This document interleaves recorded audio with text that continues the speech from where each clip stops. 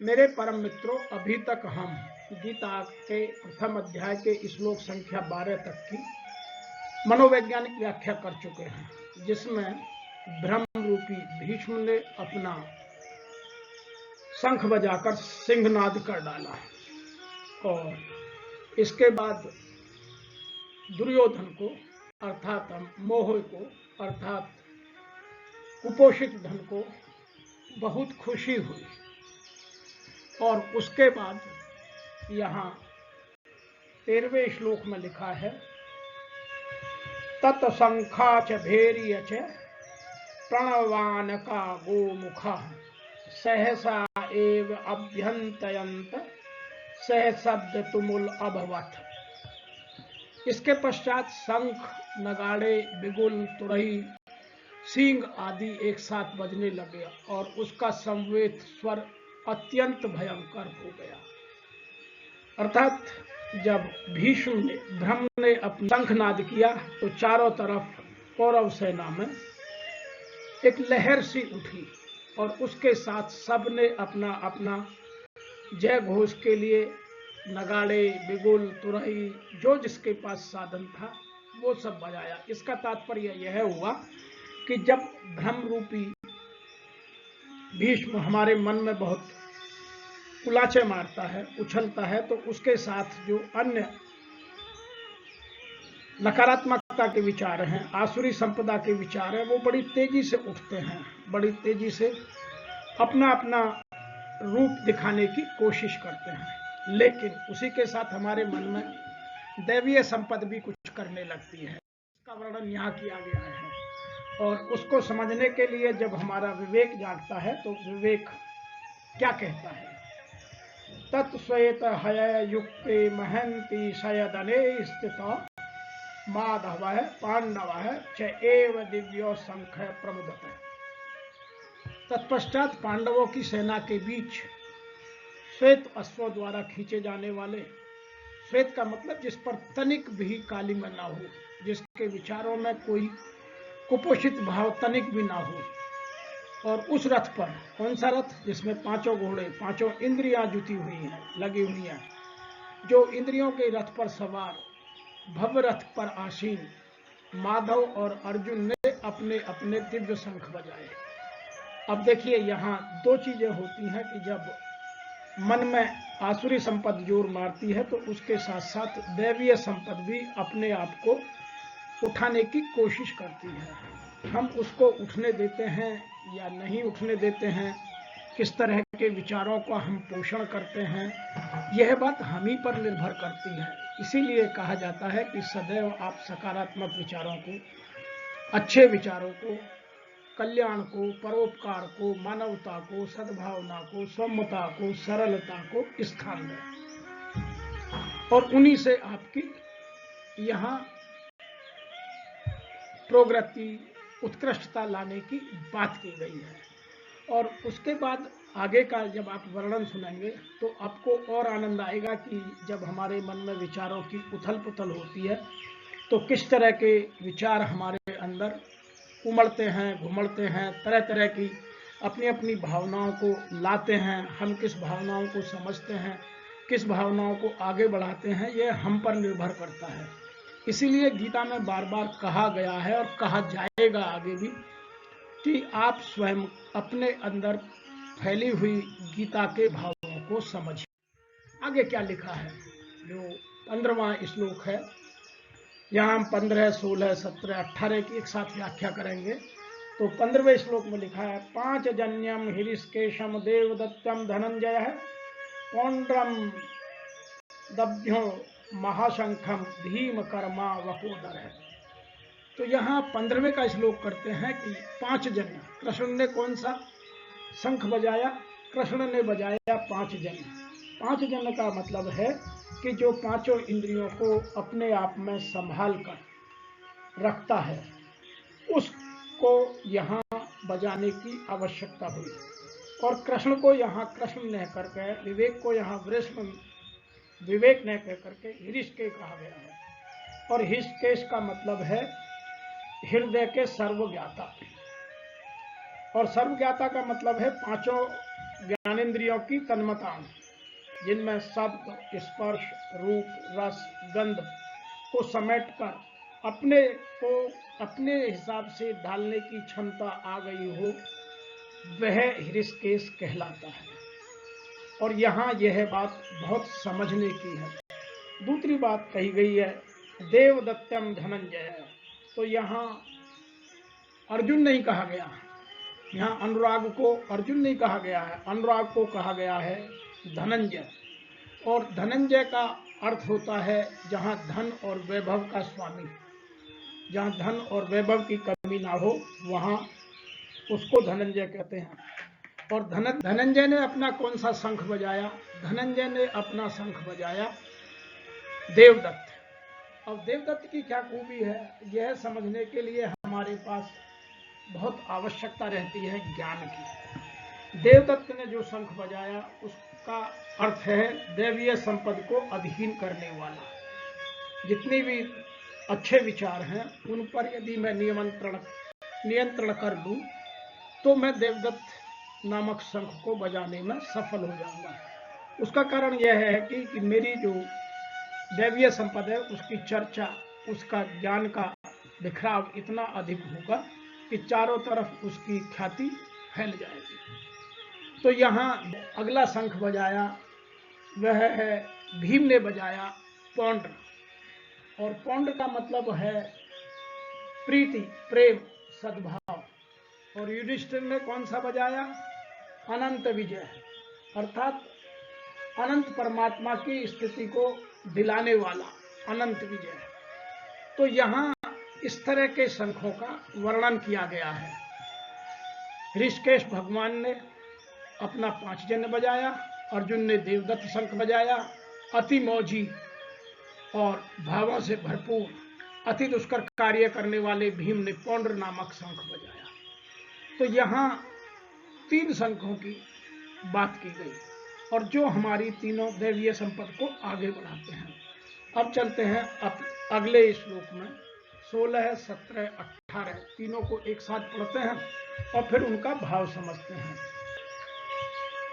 अनंत विजय राजा कुंती पुत्र युधिष्ठिर, नकुल सहदेव च सुघोष मणिपुष्पक। तो इन्होंने तो ये दो बजाए। और काश्य च परमवेशा, शिखंडी च महारथ, धृष्टद्युम्न है, विराट है च सात्यक है च अपराजित, द्रुपद है, द्रौपदय च सर्वश पृथ्वीपते, सौभद्र च महाबाहु, शंखान दुद्म्यु पृथक पृथक। तो यहाँ यह बात समझने की है कि किसने कौन सा शंख बजाया, उसका मतलब है। तो यहाँ युधिष्ठिर ने अनंत विजय नाम का शंख बजाया, नकुल ने सहघोष, सुघोष का मतलब होता है अशुभ का शमन करने वाला, अर्थात शुभ को ऊपर लाने वाला। और सहदेव जो सत्संग है उसने कौन सा बजाया? मणिपुष्प। और मणिपुष्प का मतलब है प्रत्येक श्वास अमूल्य निधि है, जो उसको समझने लग जाए, अर्थात जिसका ज्ञान इतना बढ़ जाए कि वह अपने श्वास को निधि माने। बाकी जो ये बाह्य जगत का जो भौतिक संपदा है इससे अपने आप को दूर कर ले। तो यदि मैं हिंदी में कहूँ, उसके भाव को और आगे समझते हैं कि यहाँ संजय कह रहे हैं कि हे पृथ्वीपति राजन, राजा युधिष्ठिर ने अपना अनंत विजय नाम का शंख बजाया, नकुल और सहदेव ने सुघोष एवं मणिपुष्पक नामक शंख बजाए। श्रेष्ठ धनुर्धर काशीराज, काशीराज जिसकी हम चर्चा कर चुके हैं कि काशीराज है जो हमारी काया को, काया रूपी काशी का मालिक है, वह काशीराज है। और काशीराज महायोद्धा शिखंडी, यहाँ शिखंडी की बात की गई है, इसलिए यहाँ शिखंडी को भी जानना जरूरी है। शिखंडी को बहुत सारे लोग बहुत तरीके से कहते हैं। कुछ लोग कहते हैं शिखंडी नपुंसक थे, कुछ लोग कहते हैं शिखंडी पूर्व काल में, पूर्व जन्म में महिला थे और इस जन्म में वो पुरुष बने। कुछ लोग और बहुत सारी तरह की बातें करते हैं, लेकिन मैं ऐसा मानता हूं कि मेरे हिसाब से शिखंडी का तात्पर्य है कि जिसने अपने जो संस्कार हैं उनको इतना फोकस्ड कर लिया है कि जब तक मैं सारे संस्कारों को प्राप्त नहीं कर लूँगा तब तक मैं कोई भी ऐसा कार्य नहीं करूँगा जिससे मेरी पहचान अलग से हो सके। अर्थात शिखा सूत्र का त्याग ही शिखंडी है। इसीलिए देखा कि दुर्योधन ने पहले ही कहा कि आप पितामह भीष्म की अर्थात धर्म की रक्षा शिखंडी से करें और सभी को यह आदेश दिया। तो इसीलिए यहाँ यह बात समझना बहुत जरूरी है कि जब तक हम परमात्मा को नहीं पा लेते, उसको पाना शेष है, तब तक संस्कार हमारे पीछे लगे रहते हैं और वही शिखंडी का रूप है। और यदि हम उस तरह से परमात्मा को समझने की कोशिश करते हैं तो भ्रम रूपी भीष्म हमारा समाप्त हो जाता है। इसीलिए शिखंडी ने ही भ्रम रूपी भीष्म को मारा। यह बात यहाँ सफल होती है और यहाँ यह बात भी समझ में आती है कि यदि हम अपने शिखंडी को, अपने जो संस्कार हैं, शिखा सूत्र का त्याग है, इसको यदि हम बहुत मजबूत बना लें तो फिर हमारे मन में कभी भी भ्रम रूपी भीष्म जीवित रह ही नहीं सकता। इसीलिए हमें इन चीजों को यहाँ समझने की आवश्यकता है।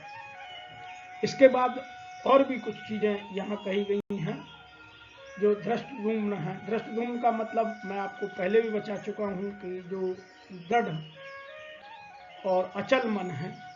विराट का मतलब जो सर्वत्र ईश्वर का प्रसार देखने को क्षमता रखता है, वह सब है। और उन सब ने अपने अपने शंख बजाए, उन सबके शंखों की यहाँ बात की गई है, उन सब की ध्वनि की बात की गई है। अर्थात हमारे मन में जब भी कभी बुरे विचार आते हैं तत्काल अच्छे विचार भी आते हैं। यह बात आपको यहाँ समझ लेनी चाहिए।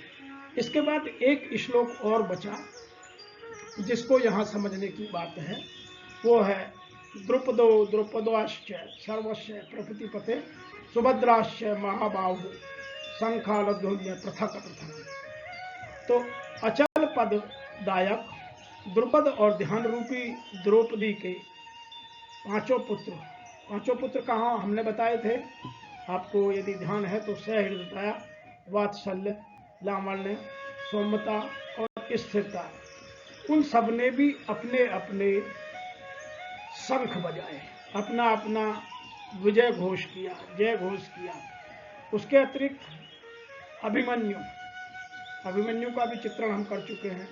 अभिमन्यु ने सबने अपने अपने अलग अलग शंख बजाए। अर्थात जब मन भय से मुक्त हो जाता है, जब भीष्म का प्रभाव कम हो जाता है, तो ये सब अपना अपना रूप दिखाते हैं। तो हम किस विचार को पोषित करते हैं यह हम पर निर्भर करता है। लेकिन गीता भी यह बात स्पष्ट रूप से कहती है कि मन में कभी भी एक तरह के केवल आसुरी संपत्ति उत्पन्न नहीं होती, दैवीय संपत्ति भी उत्पन्न होती है। हम किसको पोषित करते हैं, किसको आगे बढ़ाते हैं, यह हम पर निर्भर करता है। इसीलिए गीता में विशेष रूप से शंखों के माध्यम से प्रत्येक हमारी चित्त की प्रवृत्ति को समझाने की कोशिश की गई है।